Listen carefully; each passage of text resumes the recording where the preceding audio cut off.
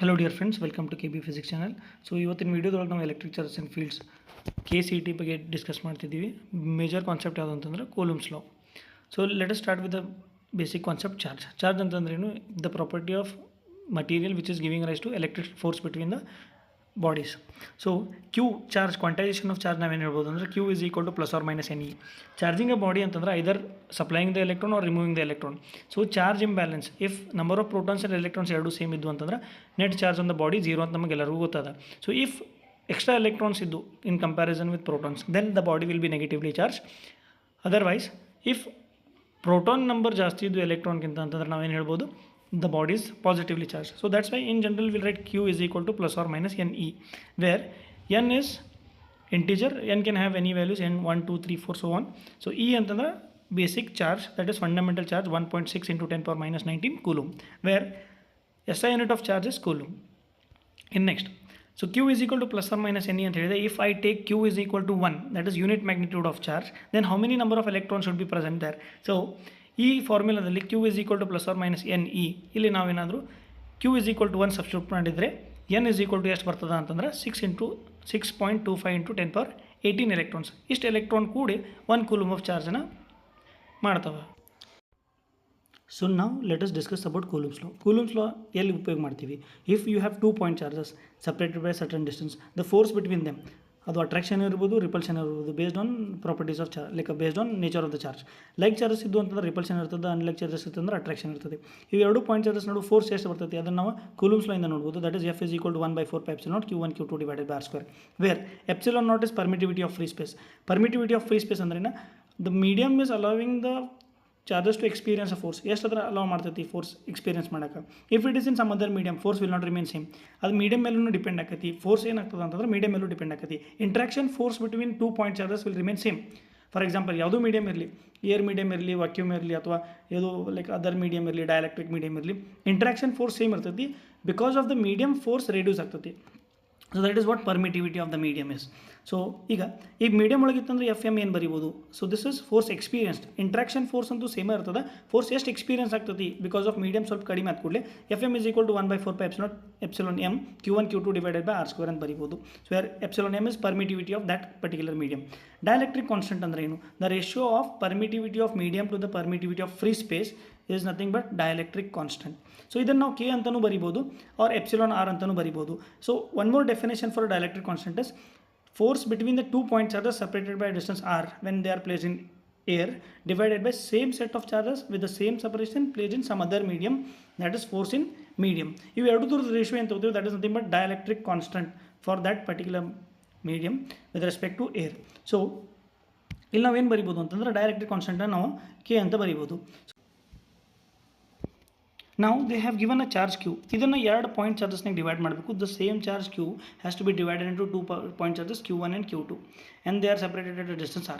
The force between the charges should be maximum. ಯಾವ condition ಒಳಗೆ ಎರಡು ಚಾರ್ಜಸ್ ನಡುವೆ ಫೋರ್ಸ್ ಮ್ಯಾಕ್ಸಿಮಮ್ ಬರ್ತೈತಿ. ಇದೇ Q ಚಾರ್ಜನ್ನು ನಾವು ಎರಡು ಪಾಯಿಂಟ್ ಚಾರ್ಜಸ್ನಾಗ ಡಿವೈಡ್ ಮಾಡಬೇಕು. The force between the 2 point charges should be a maximum. So ಇದು ಯಾವಾಗ ಮ್ಯಾಕ್ಸಿಮಮ್ ಆಗ್ತೈತಿ? Let's say here we have Q, capital Q divided into 2 charges Q1 and Q2 separated by a distance small r. So ಈಗ force between the 2 point charges ನಾವು ಹೆಂಗೆ ಹೇಳ್ಬೋದು ಅಂತಂದ್ರೆ Coulomb's law, F is equal to K Q1 Q2 divided by r². So here we have product of charges Q1 into Q2 ಯಾವಾಗ maximum ಬರ್ತೈತಿ? Let us see here I have given an example. Q is equal to 10 coulomb ಅಂತ ಕೊಟ್ಟಿದ್ದೀನಿ. Q1 1 coulomb, Q2 9 coulomb ಅಂತ ತಗೋಬೋದು. ಇವೆರಡು some ಮಾಡಿದರೆ ನಮಗೆ 10 ಬರಬೇಕು. If I take a product of these two here, why we are taking only product? ಯಾಕಂದ್ರೆ K is constant, R is fixed for all the combinations here. So ಇಲ್ಲಿ depend ಆಗೋದು ಎದ್ರ ಮೇಲೆ ಅಂದ್ರೆ Q1 ಇಂಟು Q2 ಪ್ರಾಡಕ್ಟ್ ಮೇಲೆ depend ಆಗ್ತದೆ. So ಈಗ 9 into 1 is 9, 2 into 8 is 16, 3 into 7 is 27, sorry it's 21, and 4 into 6 is 24, 5 into 5 is 25. So if they are equally divided, 5 into 5 25 ಬರ್ತದೆ. ಬಾಕಿ ಯಾವುದೂ ಕಾಂಬಿನೇಷನ್ ನೋಡಿದ್ರೆ ನಾವು ಪ್ರಾಡಕ್ಟ್ ಮ್ಯಾಕ್ಸಿಮಮ್ ಇಲ್ಲ. ಪ್ರಾಡಕ್ಟ್ ಮ್ಯಾಕ್ಸಿಮಮ್ ಬರಬೇಕಾದ್ರೆ ಚಾರ್ಜಸ್ ಈಕ್ವಲಿ ಡಿವೈಡ್ ಆಗಬೇಕು, then only they experience maximum force. So Q has to be divided equally, then the force between the 2 charges will be a maximum value. So here they have given 2 charges Q1 Q2 separated by distance r. Force will be equal to F is equal to 1/4 epsilon Q1 Q2 divided by r².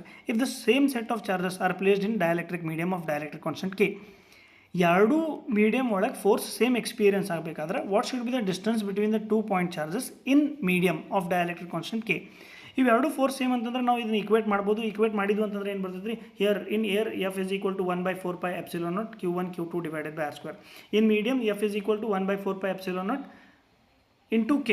What is K here? Dielectric constant into Q1 Q2 divided by R dash square. R dash is the distance between the two charges in dielectric medium of dielectric constant K, so that it has to experience the same force. ಇವೆರಡು ನಾವು equate ಮಾಡಿದ್ವು ಅಂತಂದರೆ we get R dash is equal to R divided by root K, that is nothing but dielectric constant. If suppose ಇದನ್ನು ನಾವು inverse ಆಗಿ ನೋಡಿದ್ವಿ, here when they are placed in air medium it will be having force F. ಅದನ್ನು ನಾವು ಮೀಡಿಯಮ್ನಾಗ ತೊಗೊಂಡು ಆಮೇಲೆ ನಾವು ಏರ್ನಾಗ ಇಟ್ಟಾಗ ಎಷ್ಟು ಡಿಸ್ಟೆನ್ಸ್ ಒಳಗೆ ಇರಬೇಕು ಏರ್ ಒಳಗೆ to experience same force in air as that of medium. So ಮೊದಲು ನಾವೇನು ಮಾಡೋಣ, ಮೀಡಿಯಮ್ ತೊಗೊಳ್ಳೋಣ. Force between the two charges in medium is F M, that is 1/4π epsilon into K Q1 Q2 divided by R square. So same set of charges ಯಾವ distance ಒಳಗೆ ಇಟ್ಟರೆ air ಒಳಗೆ they experience same force as that of medium. So here if you equate these two forces which are same here, ಅವ್ರು ಏನು ಹೇಳಿದ್ದಾರೆ, ಎರಡು force same ಇರಬೇಕು. ಅವಾಗ ಯಾವ ಡಿಸ್ಟೆನ್ಸ್ನಾಗ ಏರ್ ಒಳಗೆ ಇಟ್ಟರೆ it will experience same force as that of medium. So ಇದೆರಡು ಈಕ್ವೇಟ್ ಮಾಡಿದಾಗ R dash will be equal to R root K. If suppose the 2 point charges Q1 and Q2 are separated by distance R, so when they are in air they experience force F is equal to K Q1 Q2 divided by R square. ಈಗ if suppose a small thickness or certain distance between the two point charges, that is thickness T, is inserted with the dielectric of constant K, ಅವಾಗ force ಎಷ್ಟು experience ಮಾಡ್ಬೋದು ನಾವು? They will not be experiencing same force as that of before. That ಏರ್ನಾಗ ಇಟ್ಟಾಗ ಎಷ್ಟು F force experience ಮಾಡೋದ್ರಿಂದ same force experience ಮಾಡೋದಿಲ್ಲ. ಯಾಕೆ? ಇಲ್ಲಿ ಡೈಎಲೆಕ್ಟ್ರಿಕ್ ಮೀಡಿಯಮ್ ಅದ. ಡೈಎಲೆಕ್ಟ್ರಿಕ್ ಮೀಡಿಯಮ್ ಇದ್ದಾಗ ಏನಾಗ್ತದೆ, ಸೊ ನಾವು if you want to find what is the force between them, F dash will be equal to 1/4π epsilon Q1 Q2 divided by R dash square. So what is this R dash? R effective. ಅಂದರೆ effective value ಏನು ತೊಗೋಬೇಕು ನಾವು to find a new force between these two charges when that is inserted with the dielectric of constant K for the thickness T between them. So R dash ನಾವು ಏನಂತ ತೊಗೋಬೋದು ಅಂದರೆ R minus T. R minus T is filled with air and remaining part T is filled with dielectric. So R dash will be equal to R minus T plus T root K. ಇದನ್ನು ನಾವು use ಮಾಡಿದ್ವಿ ಅಂತಂದ್ರೆ you get what is the new force acting between the two charges. Let us solve one question based on the same concept. The force of repulsion between two identical positive charges kept with the separation R in air is F. So air ಒಳಗೆ ಇಟ್ಟಾಗ force F ಅದರಿ. half of the gap between the charges is filled by a dielectric slab of constant K is equal to 4. The new force between them will be, so distance same ಅದ, if they have placed a dielectric constant for half of the distance of constant K is equal to 4, ಅವಾಗ force ಎಷ್ಟು ಆಗ್ತಿದೆ ಅಂತ ಕೇಳ್ಯಾರ. ಇದು 2018 KCET question ಅದ ರೀ. So ಇಲ್ಲಿ ನಾ ಆ್ಯಸ್ ಈ ಪ್ರೀವಿಯಸ್ ಕಾನ್ಸೆಪ್ಟ್ ಒಳಗೆ ಹೇಳಿದಾಗ ಆರ್ ಡ್ಯಾಶ್ ತೊಗೋಬೇಕು ರೀ. R dash is equal to ಏನು ಬರ್ತದೆ, R minus T plus T root K. ಇಲ್ಲಿ ಕೆ ಅಂತಂದ್ರೆ ಏನು ರೀ, ಡೈಎಲೆಕ್ಟ್ರಿಕ್ ಕಾನ್ಸ್ಟೆಂಟ್. ಸೊ ಥಿಕ್ನೆಸ್ ಎಷ್ಟೈತಿ, half of the distance is filled with the dielectric ಅಂದಾಗ T is equal to R/2 ಅಂತ ನಾವು ತೊಗೋಬೋದು. T is equal to R/2 substitute ಮಾಡಿದಾಗ ಏನು ಬರ್ತದೆ ರೀ, so if I substitute T is equal to R/2, then R dash ಏನು ಬರ್ತದೆ, R minus R/2 plus R/2 into root 4. ಇದನ್ನು ಸಿಂಪ್ಲಿಫೈ ಮಾಡಿದಾಗ we get R dash is equal to 3R divided by 2. So this is effective R which we have to consider to solve for the force between the two charges. So ಈಗ force equation ನೋಡಿದಾಗ F is equal to 1/4π epsilon Q square divided by R dash square. R dash ಎಷ್ಟು ಬಂದಿದ್ದು, 3R divided by 2 whole square. So ಇಲ್ಲಿ ಎರಡೂ charges identical charges ಅಂದಿದ್ದಕ್ಕೆ ನಾನು ಏನು ಮಾಡೀನಿ, Q1 Q2 ಬದಲಿ Q into Q, that is nothing but Q square. So ಈಗ the original force between them was F is equal to 1/4π epsilon Q square divided by R square. So ಇದನ್ನು ನಾವು simplify ಮಾಡಿದಾಗ ಏನು ಬರ್ತದೆ ರೀ, instead of R we have here 3R/2. So 3 square will be 9 and 2 square will be 4. We will get 1/4π epsilon Q square divided by 9R square by 4. ಇದನ್ನು ನಾವು rearrange ಮಾಡಿದಾಗ 4 will come to the numerator and 9 will be in the denominator. 4/9 into ಏನದ ಅಂತಂದ್ರೆ 1/4π epsilon Q square divided by R square. That can be replaced as F. So final answer we get, that is nothing but F dash is equal to 4F divided by 9. Fourth option is the right. This has been asked in the KCET 2018. So now here we have null point. Null point ಅಂತಂದ್ರೆ ಏನು, ಎರಡು charges ಅದಾವ್ರಿ Q1 and Q2. They are separated by distance R. So the point at which the third charge experience zero force, that will be called as null point. ಇದು same concept ನಾವು electric ಫೀಲ್ಡ್ಗೂ apply ಮಾಡ್ಬೋದು. So here let us talk about electric force. So here ಈ point P ಯಾವುದು ಅಂತಂದರೆ, point P is the null point at which if you place a third charge, whatever may be the magnitude of that charge, net force ಅದ್ರ ಮೇಲೆ ಏನಾಗಬೇಕು, 0 ಆಗಬೇಕು. So ಈಗ ಎರಡೂ like charges ಇದ್ದು ಅಂತಂದ್ರೆ ಫಾರ್ಮುಲಾ ಬೇರೆ ಬರ್ತದೆ ರೀ neutral ಪಾಯಿಂಟಿಗೆ.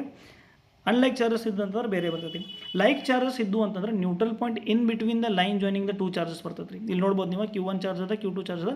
The point P is in between the line joining of two charges Q1 and Q2. So ಇಲ್ಲೇನು ಮಾಡಬೇಕು, ಹಿಯರ್ ಒಂದು ಕನ್ಸಿಡ್ರೇಷನ್ ನಾವು ತೊಗೋಬೇಕು ರೀ. Q1 is less then consideration ಅಲ್ಲ. ಸೊ ಅಲ್ಲಿ ಕೊಟ್ಟಿರ್ತಾರೆ Q1 ದೊಡ್ಡದು, Q2 ದೊಡ್ಡದು. ನಾವೇನು ಮಾಡಬೇಕು, ಯಾವಾಗೂ Q1 ಚಾರ್ಜಿಂದ ನ್ಯೂಟ್ರಲ್ ಪಾಯಿಂಟ್ ಡಿಸ್ಟೆನ್ಸ್ ಫೈಂಡ್ ಮಾಡಬೇಕು. ಇದು Q1 ಚಾರ್ಜ್ ಯಾವ್ದು ತೊಗೊಳ್ಳೋದು ನಾವು, ಹೈಯರ್ ಮ್ಯಾಗ್ನಿಟ್ಯೂಡ್ ಆಫ್ ಚಾರ್ಜ್ ತೊಗೊಳ್ಳೋದು, ಲೋವರ್ ಮ್ಯಾಗ್ನಿಟ್ಯೂಡ್ ಆಫ್ ಚಾರ್ಜ್ ತೊಗೊಳ್ಳೋದು.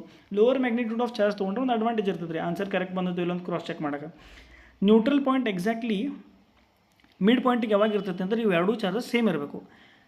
ಯಾವುದ್ರ ಒಂದು ಚಾರ್ಜ್ ಜಾಸ್ತಿ ಮ್ಯಾಗ್ನಿಟ್ಯೂಡ್ ಇದ್ದಿದ್ದು, ಒಂದು ಚಾರ್ಜ್ ಕಡಿಮೆ ಮ್ಯಾಗ್ನಿಟ್ಯೂಡ್ ಇದ್ದಿತ್ತು ಅಂತಂದ್ರೆ ಯಾವ ಚಾರ್ಜ್ ಮ್ಯಾಗ್ನಿಟ್ಯೂಡ್ ಕಡಿಮೆ ಇರ್ತದಲ್ಲ ಅದ್ರ ಸಮೀಪ ನ್ಯೂಟ್ರಲ್ ಪಾಯಿಂಟ್ ಬರ್ತದೆ ರೀ. ಸೊ ಈಗ Q1 ಲೆಸ್ ದೆನ್ Q2 ಅಂತ ತೊಗೊಂಡು ಅಂತಂದ್ರೆ ಟೋಟಲ್ ಡಿಸ್ಟೆನ್ಸ್ R ಐತಿ, R/2ಗಿಂತ ಕಡಿಮೆ ಡಿಸ್ಟೆನ್ಸ್ ಒಳಗೆ Q1 ಇಂದ ದ ನ್ಯೂಟ್ರಲ್ ಪಾಯಿಂಟ್ ಇರಬೇಕು. ಅಂದ್ರೆ if I consider the distance of neutral point from Q1 charge to the point P is X. ಈ X ಡಿಸ್ಟೆನ್ಸ್ ಎಷ್ಟು ಬರಬೇಕು ಅಂತಂದ್ರೆ ಲೆಸ್ ದೆನ್ R/2 ಬರಬೇಕು ರೀ. ಸೊ ಇದು ನಮಗೆ ಈಸಿ ಆಗ್ತದೆ. ಸೊ ಪ್ರಾಬ್ಲಮ್ ಸಾಲ್ವ್ ಮಾಡಬೇಕಾದ್ರೆ ಕೆಲವೊಂದು ಸರ್ತಿ ನಾವು ಸಾಲ್ವ್ ಮಾಡೋಕೆ ಗೊತ್ತಂಗಿಲ್ಲ, we can identify which is the correct option for a given question. If you consider Q1 as smaller magnitude of charge, neutral point will be near Q1 charge. So ಇಲ್ಲಿ ಎರಡು like charges ಅದಾವ, neutral point will be in between the line joining of two charges. So neutral point is at a distance x from Q1 ಅಂತಂದಿನಿ. We get a formula x is equal to R divided by root of Q2 divided by Q1 plus 1. Like charges ಇದ್ದು ಅಂತಂದ್ರೆ +1 ಬರ್ತದೆ ರೀ. Similarly unlike charges ಇದ್ದು ಅಂತಂದ್ರೆ ಇಲ್ಲಿ ಏನಾಗ್ತೈತಿ -1 ಬರ್ತೈತಿ. So if you have a unlike charges ಅವಾಗ ಏನಾಗ್ತೈತಿ, ಲೈನ್ ಜಾಯ್ನಿಂಗ್ ಮೇಲೆನ ಬರ್ತದೆ, but not in between the two charges. It will be outside the line joining the two charges. Line ಮೇಲೆ ಬರ್ತೈತಿ ಬಟ್ ಔಟ್ಸೈಡ್ ಬರ್ತದೆ ರೀ. So here also I have considered Q1 is less than Q2. Q1 ಕಡಿಮೆ ಇತ್ತಂದ್ರೆ again here neutral point will be near smaller magnitude of charge. So ಇಲ್ಲಿ ಏನು formula ಬರ್ತದೆ ರೀ neutral ಪಾಯಿಂಟ್ಗೆ, x is equal to R divided by root of Q2 by Q1 minus 1. So ಇಲ್ಲಿ ಎಕ್ಸಾಮ್ನಾಗ ಏನಾಗ್ತದೆ, ಕೆಲವೊಮ್ಮೆ the will ask from Q2 charge ಅಂತ ಕೇಳ್ತಾರೆ ಎಷ್ಟು ಡಿಸ್ಟೆನ್ಸ್ ಆಗಿರ್ತದೆ ಅಂತ. ಸೊ ಈಗ ನೀವು Q1 ಇಂದ ಎಷ್ಟದ x, once you get x, what is the distance of neutral point from other ಚಾರ್ಜಿಂದ ಏನಾಗ್ತದೆ R plus x in this case. ಅದು ಪ್ರೀವಿಯಸ್ ಕೇಸ್ ತೊಗೊಂಡ್ರಿ ಅಂತಂದ್ರೆ where we have like charges ಒಳಗೆ ಏನಾಗ್ತದೆ, if they have asked from Q2 charge, ಇಲ್ಲಿ ಈ magnitude of charge ಅಲ್ಲಿ ಮೆನ್ಷನ್ ಮಾಡಿರ್ತಾರೆ ರೀ ಕ್ವಶನ್ ಒಳಗೆ, ಸ್ಮಾಲರ್ ಮ್ಯಾಗ್ನಿಟ್ಯೂಡ್ ಆಫ್ ಚಾರ್ಜಿಂದ ಅಥವಾ Q1 ಇಂದನೋ ಅಥವಾ Q2 ಇಂದನೋ ಅಲ್ಲಿ ವ್ಯಾಲ್ಯೂಸ್ ಕೊಟ್ಟಿದ್ರೆ, ಚಾರ್ಜ್ ವ್ಯಾಲ್ಯೂಸ್ ಕೊಟ್ಟಿದ್ರೆ ಯಾವ ಚಾರ್ಜಿಂದ ನಾವು ಫೈಂಡ್ ಮಾಡಬೇಕು. So if you want to find from Q2 charge, ಇಲ್ಲಿ ಏನಾಗ್ತದೆ, ಈ ಡಿಸ್ಟೆನ್ಸ್ ಏನು ಹೇಳ್ಬೋದು ರೀ, P ದಿಂದ Q2 R minus x ಅಂತ ಹೇಳ್ಬೋದು. From Q1 it is x, from Q2 it is R minus x in case of like charges. ಇಲ್ಲಿ ಏನಾಗ್ತದೆ ರೀ R plus x in case of unlike charges.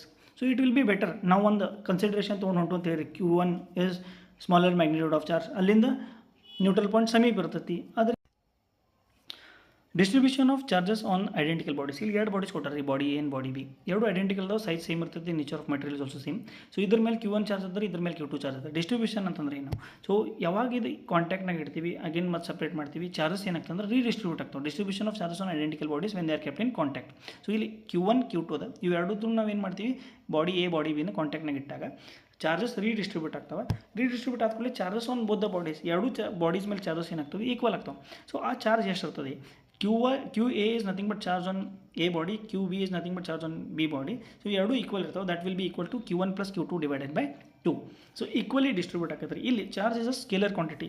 ಇಲ್ಲಿ ಸಪೋಸ್ Q1 ಪಾಸಿಟಿವ್ ಕೊಟ್ಟಿದ್ರು positive ತೊಗೊಳ್ಳೋದು, Q1 negative ಕೊಟ್ಟಿದ್ರು negative ತೊಗೊಳ್ಳೋದ್ರಿ. So ಯಾವ nature of charge ಐತಿ ಆ ಸೈನ್ ನಾವು ಇಲ್ಲಿ ತೊಗೊಳ್ಳೋದು, ಅದನ್ನು ತೊಗೊಂಡು ನಾವು what is the charge present on A and B when they are separated easily find ಮಾಡಬಹುದು ರೀ. So let us see this question. Two spheres carrying a charge plus 6 microcoulomb and plus 9 microcoulomb separated by distance of D experience force of repulsion F.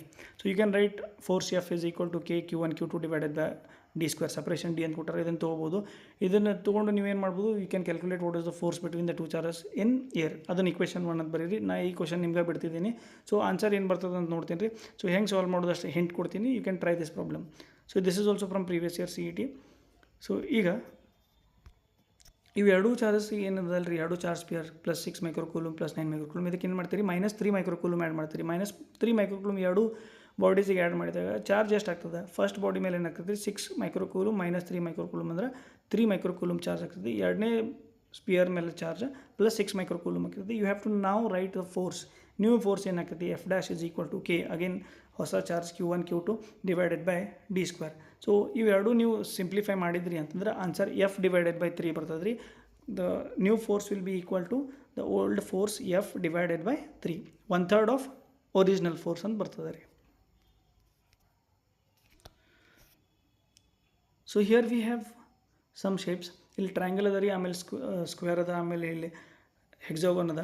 So ಪ್ರತಿಯೊಂದು vertex ಮೇಲೆ same amount of charge ಅಂದರೆ same nature of charge, same magnitude of charge ಇಟ್ಟಾಗ at the centre of these shapes, regular shapes, the net force experience by the any test charge will be 0. ಏನಾಗ್ತೈತೆ ಅಂದರೆ net force at the centre is 0 for any test charge. ಎಲ್ಲ condition ಏನಂತಂದ್ರೆ ಎಲ್ಲ charges equal magnitude ಇರಬೇಕು, same nature magnitude ಇರಬೇಕು. Regular polygon, not only for triangle, square R hexagon, N number of sides ತೊಗೊಂಡ್ರು ಏನಾಗ್ತದೆ ರೀ ಪಾಲಿಗಾನ್ಗೆ ಇದು ಅಪ್ಲೈ ಆಗ್ತದೆ.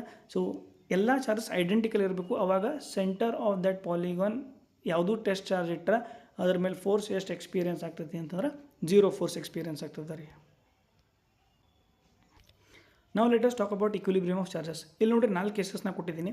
ಒಂದನೇ ಕೇಸ್ ಒಳಗೆ ಇಲ್ಲಿ ಪ್ಲಸ್ ಕ್ಯೂ ಅದ, ಇಲ್ಲಿ ಪ್ಲಸ್ ಕ್ಯೂ ಇದೆ, they are separated by distance R. Mid point ಒಳಗೆ ಯಾವ ಚಾರ್ಜ್ ಇಟ್ಟರೆ ಈ 3 ಚಾರ್ಜಸ್ ಇಕ್ವಿಲಿಬ್ರಿಯಮ್ನಾಗ ಬರ್ತಾವೆ. 3 ಚಾರ್ಜಸ್ ಇಕ್ವಿಲಿಬ್ರಿಯಮ್ನಾಗ ಬರಬೇಕು ಅಂತಂದ್ರೆ net force acting on each and every charge should be equal to 0, not only 1 charge. ಇವು 2 ಚಾರ್ಜ್ ಈಕ್ವಲ್ ಇದ್ದು ಅಂತಂದ್ರೆ ನಡುವೆ ಬೇಕಾದ ಚಾರ್ಜ್ ಇಡ್ರಿ ಇಲ್ಲಿ ಇಕ್ವಿಲಿಬ್ರಿಯಮ್ ಕಂಡೀಷನ್ನಾಗ ಬರ್ತದೆ ನಡುವಿನ ಚಾರ್ಜ್. ಬಟ್ ಹಿಯರ್ ಕಂಡೀಷನ್ ಏನಂತಂದ್ರೆ 3 ಚಾರ್ಜಸ್ ಇಕ್ವಿಲಿಬ್ರಿಯಮ್ನಾಗ ಇರಬೇಕು. ಸೊ ಇವು 4 ಎಕ್ಸಾಂಪಲ್ಗೆ ಎಟ್ ಮಿಡ್ ಪಾಯಿಂಟ್ ಯಾವ ನೇಚರ್ ಆಫ್ ಚಾರ್ಜ್ ಇಡಬೇಕು ಅಥವಾ ಮ್ಯಾಗ್ನಿಟ್ಯೂಡ್ ಎಷ್ಟು ಇಡಬೇಕು, ಎಷ್ಟು ಇಟ್ಟರೆ ಇವು 3 ಚಾರ್ಜಸ್ ಇಕ್ವಿಲಿಬ್ರಿಯಮ್ ಬರ್ತಾವೆ ಅದನ್ನು ನೋಡೋಣ್ರಿ. ಸೊ ಇಲ್ಲಿ ಫಸ್ಟ್ ಕೇಸ್ ಒಳಗೆ ಪ್ಲಸ್ ಕ್ಯೂ ಅದ, at the centre you should have minus Q divided by 4. ಇಲ್ಲಿ ಪಾಸಿಟಿವ್ ಬಂತಂತಂದ್ರೆ ಸೆಂಟ್ರಿಗೆ ನೆಗೆಟಿವ್ ಚಾರ್ಜ್ ಬರ್ತದೆ ರೀ, ಇಲ್ಲಿ ನೆಗೆಟಿವ್ ಬಂತಂದ್ರೆ ಸೆಂಟ್ರಿಗೆ ಪಾಸಿಟಿವ್ ಬರ್ತದೆ. So here we have plus Q and plus Q at a distance R. ಇಲ್ಲಿ ಸೆಂಟ್ರಿಗೆ ನೀವು ಮೈನಸ್ ಕ್ಯೂ ಬೈ 4 ಇಟ್ರಿ ಅಂತಂದ್ರೆ 3 ಚಾರ್ಜಸ್ ಮೇಲೆ ನೆಟ್ ಫೋರ್ಸ್ ಏನಾಗ್ತದೆ 0 ಆಗ್ತದೆ. Similarly for the other 3 cases as well. ಇಲ್ಲಿ ಪ್ಲಸ್ 4 ಕ್ಯೂ ಅದ ಸೆಂಟ್ರಿಗೆ ಮೈನಸ್ ಕ್ಯೂ ಇಡ್ತೀರಿ. So third cases minus Q at the centre will be having plus Q by 4. So fourth case ಒಳಗೆ minus Q minus 4 Q are placed at distance R. Mid ಪಾಯಿಂಟಿಗೆ ಯಾವ charge ಇಡ್ತೀರಿ ಅಂತಂದ್ರೆ plus Q ಇಟ್ಟರೆ net force on all these 3 forces charges will be 0. So ನಾವು 2 identical bodies ಎರಡರದ್ದು charge Q ಅದ ರೀ. They are suspended from the common point ಇಂದ ಸಸ್ಪೆಂಡ್ ಮಾಡ್ಯಾರು ವಿತ್ ಇನ್ಸುಲೇಟೆಡ್ ಥ್ರೆಡ್ಡಿಂದ ಲೈಕ್ ಇದನ್ನು ಸಸ್ಪೆಂಡ್ ಮಾಡ್ಯಾರ. ಸೊ ಈಗ ಏನಾಗ್ತದೆ there will be a force of repulsion between these 2 identical ಅದಾವ, ಲೈಕ್ ಚಾರ್ಜಸ್ ಅದಾವ, ರಿಪಲ್ಷನ್ ಇರ್ತೈತಿ. ಅವಾಗ ಏನಾಗ್ತೈತಿ ಇಲ್ಲಿ ಆ್ಯಂಗಲ್ ಕ್ರಿಯೇಟ್ ಆಕೈತೆ ರೀ. There will be a divergence between these 2 threads. So ಇಲ್ಲಿ with the vertical this makes an angle theta. So ಈಗ ನಾವು ನೋಡ್ಬೋದು mg will be acting in the downward direction. If this is having mass m, then weight will be acting in the downward direction, that is mg. So that will be experiencing this charge body q will be experiencing repulsion force f in this direction, that is here mentioned here. So ಈಗ thread ಒಳಗೆ ಏನಾಗ್ತದೆ ಅಂತಂದ್ರೆ tension develop ಆಗತ್ತೆ ರೀ. You can see here this is forming a Z ಅಂತಂದ್ರೆ ಏನು ರೀ. So parallel lines cut by one line. So ಇಲ್ಲಿ ಆಲ್ಟರ್ನೇಟ್ ಇಂಟೀರಿಯರ್ ಆ್ಯಂಗಲ್ಸ್ ಇವು 2 ಆ್ಯಂಗಲ್ ಏನಾಗ್ತಾವೆ ಸೇಮ್ ಆಗ್ತಾವೆ. ನಾವು ಈಗೇನು ಮಾಡ್ಬೋದು ಈ ಟೆನ್ಷನ್ನ ರಿಸಾಲ್ವ್ ಮಾಡ್ಕೋಬೋದು. Tension along this direction T cos theta, tension along this direction be T sine theta. So ಇದು ಇಕ್ವಿಲಿಬ್ರಿಯಮ್ ಕಂಡೀಷನ್ನಾಗ ಇರಬೇಕಾದ್ರೆ ಈ ಫೋರ್ಸಸ್ ಎಲ್ಲ ಏನಾಗಬೇಕು ರೀ ಬ್ಯಾಲೆನ್ಸ್ ಆಗಬೇಕು. That's why we can write T cos theta is equal to M G ಅಂತ ಬರಿಬೋದು, T sine theta is equal to F ಅಂತ ಬರಿಬೋದು. Because these 2 pairs of forces should be equal because they are in opposite direction. So net force 0 ಆಗಬೇಕಂದ್ರೆ ಇವೆರಡು cancel ಆಗಬೇಕಾದ್ರೆ ಇವೆರಡು magnitude same ಇರಬೇಕು. So we can write T cos theta is equal to M G and T sine theta is equal to F. ಇದನ್ನು ನಾವು use ಮಾಡಿ ಒಂದು equation derive ಮಾಡ್ಬೋದು, that is tan theta is equal to F divided by M G. So where F is equal to K Q square divided by R square. ಇದ್ರ ಮೇಲೆ ಭಾಳಷ್ಟು ಕ್ವಶನ್ಗಳು ಬರ್ತಾವೆ, ಕಾನ್ಸೆಪ್ಟುವಲ್ ಕ್ವಶನನ್ನು ಬರ್ತಾವೆ ರೀ. ಸಿ ಟಿ ಒಳಗೆ ಆಲ್ರೆಡಿ ಸಿ ಟಿ ಒಳಗೆ ಒಂದು ಸರ್ತಿ ಇದ್ರ ಮೇಲೆ ಒಂದು ಕ್ವಶನ್ ಕೇಳಿದರೆ 2018 or 2019, I don't remember exactly, but so they have asked the question in 2018 or 19 based on this concept. ಅದೇನದ ಈಗ ನೋಡಿರಿ, ಇಫ್ M1 and M2 ಅದು 2 ಬಾಡಿದ ಮಾಸ್ M1 and M2 ಇತ್ತು ಅಂತ ಹೇಳಿ. If M1 and M2 are equal, then angle made by these 2 threads with the vertical will be theta 1 and theta 2, they are equal. So M1 M2 same ಇರಲಿಲ್ಲ ಅಂತಂದ್ರೆ theta 1 and theta 2 same ಇರೋದಿಲ್ಲ ರೀ. It is independent of charge ಏನೂ ಇರಲಿ, Q1 Q2 ಎರಡು ಬೇರೆ ಬೇರೆ magnitude ಇದ್ರೂ ಪ್ರಾಡಕ್ಟ್ ಏನು ಬರ್ತದೆ ಅಂತ ಸೇಮ್ ಬರ್ತದೆ ರೀ. So F is equal to ತೊಗೋಬೇಕಾದ್ರೆ ನಾವೇನು ತೊಗೋತೀವಿ, ಚಾರ್ಜಸ್ ಪ್ರಾಡಕ್ಟ್ ತೊಗೋತೀವಿ. ಸೊ ಫೋರ್ಸ್ ಎರಡೂ ಕಡೆ ಸೇಮ್ ಇರ್ತೈತಿ. So thank you for watching the video. So ನಾ ಹೀಗೆ ಮತ್ತು ಮುಂದೆ KCET 2025 ವೀಡಿಯೋಸ್ ಅಪ್ಲೋಡ್ ಮಾಡ್ತಿದ್ದೀನಿ. So to get notification or if you like this channel, if you like this videos which I am sharing here, if you like the content, please do subscribe. So ಮುಂದಿನ ಬರೋ ವೀಡಿಯೋಸಿಗೆ wait ಮಾಡಿರಿ, ಆದಷ್ಟು ಬೇಗ ನಾನು ಮುಂದಿನ ವೀಡಿಯೋಸನ್ನು add ಮಾಡ್ತೀನಿ. So I am thinking of like creating videos on all the chapters of second PUC and first PUC if possible, so that will help the students to score more in CET. Thank you.